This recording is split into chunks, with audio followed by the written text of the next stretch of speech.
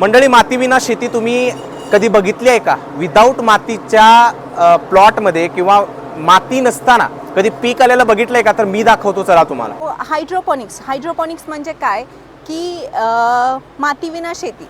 तर तुम्ही ह्याच्यामध्ये बघू शकता की ह्याच्यामध्ये मातीचा कुठंही संबंध नाही आहे. ह्याच्यामध्ये पूर्ण तुम्हाला पाण्यावरती शेती दिसते. ह्या पाण्यामध्येच आपण ह्या प्लांटला लागणारे आवश्यक न्यूट्रिएंट्स आहेत ते आपण ह्याच्यामध्ये सप्लाय करतो.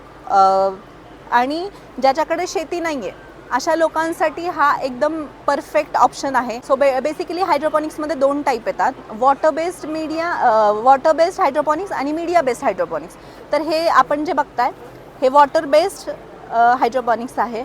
सो हे तुम्ही जे बघताय हे मीडिया बेस्ड हायड्रोपॉनिक सिस्टम आहे. आता मीडिया म्हणजे काय? आता ह्याच्यामध्ये जे तुम्ही बघताय ते हे तुम्हाला वाटतं की ही माती आहे, पण ही माती नसून हे कोकोपीट आहे.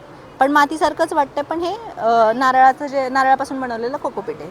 तुम्ही ज्या बाजारात रंगबेरंगी मिरच्या बघता तर त्या ह्या हायड्रोपॉनिकली ग्रोन केलेल्या आहेत. आता ही बघा रेड चिली आहे, ही पण ऑरेंज कलरची चिली आहे. हे बघाल बेल पेपर्स आहेत, हे येलो बेल पेपर्स आहेत, ते रेड बेल पेपर्स आहेत. हे सगळ्या गोष्टी तुम्ही हायड्रोपॉनिकली ग्रोन करू शकता आणि ह्याच्यामध्ये जास्त प्रोडक्टिव्हिटी तुम्ही घेऊ शकता.